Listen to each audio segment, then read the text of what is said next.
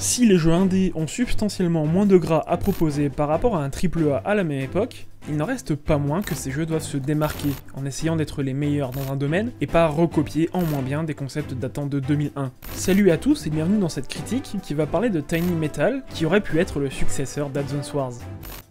Sorti le 21 décembre 2017, développé par Area 35 et édité par Sony Music Entertainment.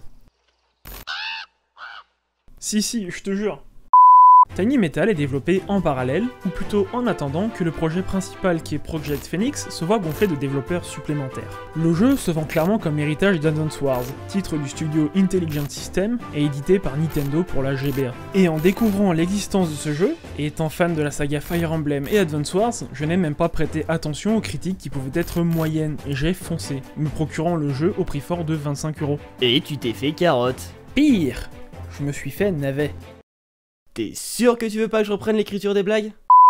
Comme vous l'avez compris, arrivé dans le jeu, il ne restait que déception par rapport aux promesses que la présentation du jeu me faisait. Et oui, pour une fois, on va parler d'un jeu que je trouve mauvais, ou tout du moins qui ne vaut pas les attentes qu'on a mis dans le titre, comme l'argent dépensé. Le jeu prend place dans un univers semblable au nôtre, rongé par les guerres et ses conséquences, laissant un miasme et de nombreuses interférences électromagnétiques, mais surtout un monde qui se bat pour les ressources de plus en plus rares. Dans ce contexte et après de nombreux conflits, l'avion du roi d'Artemisia se fait descendre, laissant le peuple avec une vidéo montrant les coupables de cet assaut, la nation de Zipang. Avec la disparition du général de l'armée en même temps que celle du roi, c'est Nathan Gris qui prend la tête de l'armée et part en guerre contre Zipang pour venger l'incident. Le scénario est censé nous questionner sur la guerre et la paix, sur ses raisons et ses aboutissements, mais on y reviendra plus tard. Niveau gameplay, le jeu se présente simplement comme un tactical en vue du dessus, avec des assets 3D. Il existe une relation de pierre-papier-ciseaux pour les unités, qui nous encourage à faire attention à nos assauts, en plus d'un brouillard de guerre qu'il nous faudra lever. Il existe, pour la quasi-totalité de chaque type d'unité, une version améliorée, plus chère et souvent plus lente que la version de base, nous permettant de choisir entre la quantité ou la qualité. On doit gérer son économie dans la plupart des missions, et elles ont de rares originalités en matière de conditions de victoire. Et malheureusement, c'est à ça que se résume le titre, et sonne étrangement comme du déjà vu 1000 fois. Tiny Metal n'a rien d'original si on le compare à ce qu'il veut se comparer, c'est-à-dire Advance Wars. Les unités sont de mémoire les mêmes, avec les mêmes propriétés, sans les combats en mer. Son mode campagne possède une vingtaine de missions, assez simpliste et n'offre aucune difficulté, introduisant à chaque fois une nouvelle unité, un peu comme un tutoriel. Le fameux pierre-papier-ciseaux est un classique, même s'il existe dans les airs des unités comme la forteresse, qui offre beaucoup plus que les chasseurs et les bombardiers, devenant un must-have et un problème quand elle apparaît en face de nous. De même,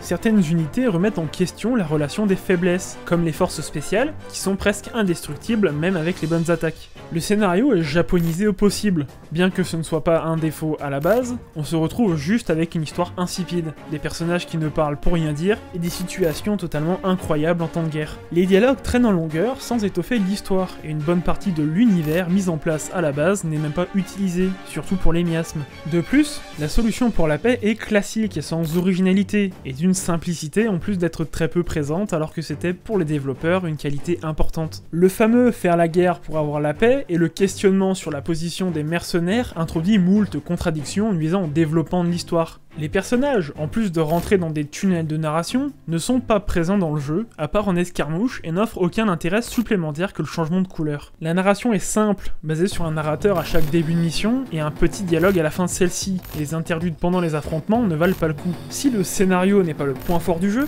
on peut presque lui pardonner vu le passif du tactical en matière d'histoire, même s'il a ses exceptions. Mais le gameplay ne contrebalance pas cette lacune dans Tiny Metal. Comme dit plus haut, il n'y a aucune originalité, reprenant simplement les codes du genre, et le seul intérêt est la possibilité de concentrer son attaque, limitant souvent les pertes pour peu qu'on ait préparé la bataille. La notion d'assaut est aussi bien pensée, même si elle manque clairement d'intérêt vu comme le jeu nous encourage à prendre le moins de dégâts possible. On retrouvera notamment une notion de positionnement, augmentant seulement les dégâts si l'on attaque de côté ou de derrière, reprenant la mécanique de base d'un certain Final Fantasy Tactics.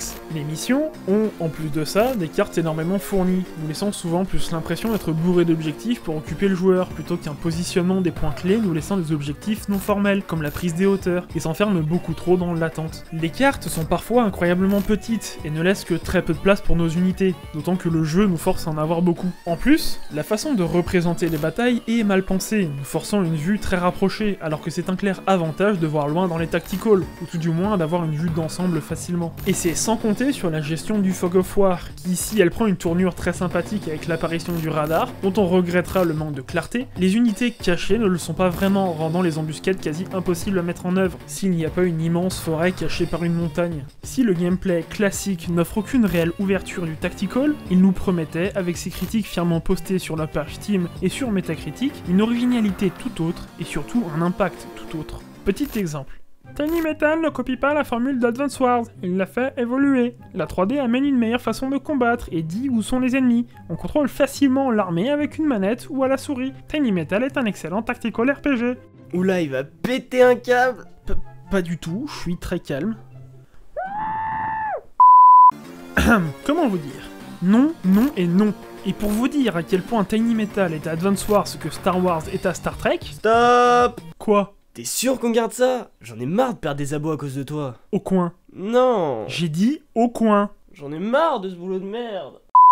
Et pour vous dire à quel point Tiny Metal est à Advance Wars ce que Star Wars est à Star Trek, c'est qu'après m'être replongé dans ma nostalgie avec Advance Wars premier du nom, car le jeu m'a plus donné envie de me replonger dedans que de continuer à jouer, je me suis rendu compte que cette campagne, tant niveau gameplay que scénario, est presque l'équivalent du tutoriel du jeu GBA. Non. Et si, la campagne de Tiny Metal est l'équivalent du tutoriel d'Advance Wars, un jeu GBA de 2001. Et vous vendez vraiment ça comme étant le digne héritier d'Advance Wars? Ce jeu n'a rien pour faire évoluer le genre, et quoi qu'on puisse dire, et malgré ses petites innovations, Tiny Metal est simplement une copie moins ambitieuse d'un jeu de 2001 sur Game Boy Advance. Il manque les pouvoirs, la gestion de l'approvisionnement, et surtout un aspect naval des batailles. Et ça en fait un jeu qui n'essaye même pas de faire aussi bien que son modèle. Advance Wars fait en max 3 heures ce que Tiny Metal fait en plus de 7 heures. En ça, le jeu, qui faisait déjà la moitié de son taf, a perdu toute crédibilité pour quelqu'un qui aurait eu la présence d'esprit de faire la comparaison. Et même si Tiny Metal ne s'arrête pas à sa campagne, et propose un New Game Plus, dont le seul intérêt est la difficulté déjà très basse à la base, et des escarmouches d'une originalité plutôt moyenne, le jeu reste générique autant dans son gameplay que dans son histoire. Son gameplay gâche sa profondeur en faisant un patchwork de tout ce qui a été fait dans le genre, en plus d'être techniquement à la ramasse, laissant paraître une sortie trop hâtive. La troisième dimension n'apporte rien de particulier, si ce n'est que le style un peu cute d'Advance Wars rend beaucoup mieux en 2D, et on préférera la version courte des affrontements tellement le rendu casse le rythme. Tiny Metal casse encore plus le rythme de ses missions, avec une explication très approximative des nouvelles unités, nous forçant des fois à regarder dans un Wikipédia interne pour savoir comment elles marchent. Fonctionne, pas marche. Bon, je te paye pas pour faire un commentaire à chaque fois que je parle. Je suis pas payé. Je ne te torture pas pour faire un commentaire quand je te mets au coin.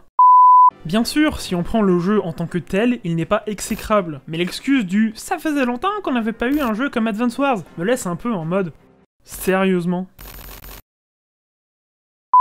Le tactical est loin d'être mort avec la saga endormie d'Intelligent System, il faut juste savoir regarder aux bons endroits. Puis bon, si vous avez trouvé Tiny Metal, il n'y a pas de raison de ne pas trouver les Banner Saga. Alors oui, Tiny Metal, remis dans son contexte, peut être excusé. C'est un projet d'attente, développé rapidement, qui permet aux studios japonais de faire patienter ceux qui ont payé pour voir Project Phoenix arriver dans leur ludothèque Steam, mais qui ont quelques problèmes à mettre le développement en route. Malheureusement, à vouloir bien faire, le studio d'Area 35 se met des bâtons dans les roues pour un jeu qui n'est là que pour faire attendre. Tiny Metal en dit long sur les possibilités actuelles du studio, en plus de se faire une mauvaise pub, peut-être injustifiée avec cette rumeur sur l'argent du crowdfunding. Autant je ne veux pas me prononcer sur le sujet, parce que ça reste des rumeurs, autant voir les devs faire n'importe quoi avec les Kickstarter n'est pas rare dans le milieu, en espérant que Tiny Metal n'aura pas enterré un projet prometteur avant qu'il ne soit disponible. Disponible.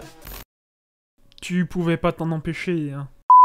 Quoi qu'on puisse dire, Tiny Metal n'est pas l'héritage d'Advance Wars. Il en reprend les codes et se les approprie de manière à faire un patchwork de toutes les bonnes idées ici et là. Même s'il a apporté quelques nouveautés pas mauvaises, la ressemblance avec le titre de la GBA est trop flagrante, sans apporter toute la profondeur et la complexité cohérente qu'avait Advance Wars. Car si le but d'Area 35 était en effet de reproduire Advance Wars, ils auraient dû y aller jusqu'au bout, d'autant qu'ils l'assument clairement, et le jeu propose finalement un assemblage de tout ce qui aurait été fait dans le genre, misant grandement à la profondeur de son gameplay. Tiny Heavy Metal traîne aussi une narration qui aurait dû se contenter au strict minimum, ou alors rendre son univers comme ses personnages plus présents dans le scénario. Cette narration ne laisse aucun suspense, s'enferme quand il faut qu'elle soit rapide, et reste expéditive quand il faut qu'elle soit plus poussée. Les personnages ne se développent que très peu, et sont stéréotypés en plus d'avoir des convictions bancales, et leur relation est capillotractée au possible, en plus d'avoir des missions uniquement basées sur la prise ou la destruction. Ce jeu n'a pour lui qu'un genre que j'apprécie, et qui malheureusement n'aura pas ajouté une nouvelle pierre à l'édifice du Tactical. Non, mais tu kiffes Fire Emblem Awakening et tu oses dire que tu aimes le Tactical.